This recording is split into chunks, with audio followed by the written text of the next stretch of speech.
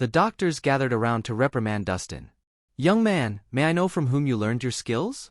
How dare you brag in front of everyone?" Malcolm gave him a once-over, obviously displeased. In all the years he practiced his medical skills, he had never once been doubted. Much less by a rascal who was still wet behind the ears. "You overestimate yourself.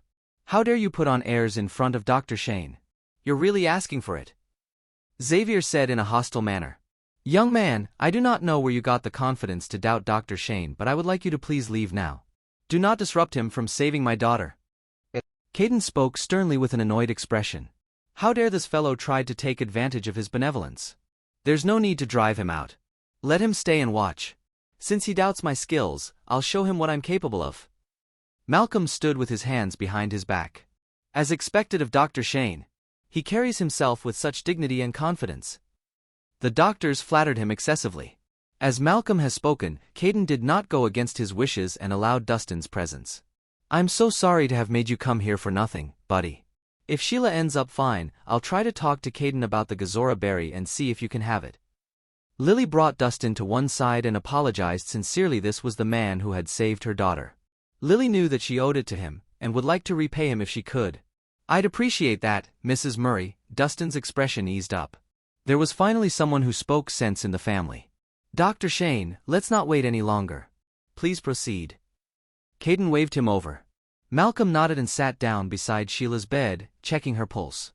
A short while later, he announced confidently, "If I'm not mistaken, the patient is weak and has poor circulation due to the coldness within her, and now, the toxins within her body have accumulated. Once the coldness and toxins in her body are expelled, she will be just fine." "And I presume you have the means to do that, Dr. Shane?" Caden asked expectantly. "Though it's a little tricky, it's no big deal for me. I shall perform an acupuncture therapy to expel the coldness and toxins from her body." Malcolm smiled lightly.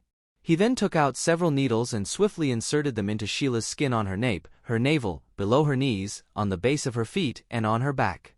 His movements were so swift and executed with such ease and skill that his audience was left in awe. By the time his needles were all in place, wisps of cold air slowly came out of Sheila's limbs. "And for the last one." Malcolm produced a needle that was thicker and longer than the rest and inserted it straight on top of Sheila's head. Soon, a great deal of mist emerged from all over Sheila's skin. For a brief moment, everyone in the room was surrounded by an eerie chill. "All right, the coldness is now expelled.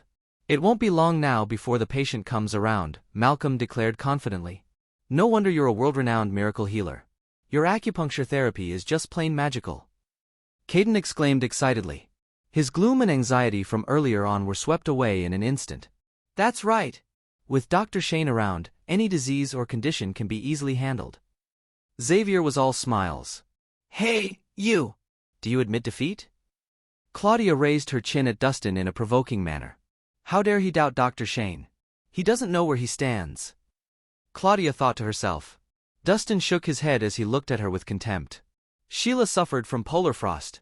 That was a rare condition that only came around approximately once in a century. How could it possibly be so easily cured? He thought to himself. While everyone was overjoyed, Lily noticed something amiss. Hey, hasn't the coldness been expelled? But why does Sheila look even paler than before?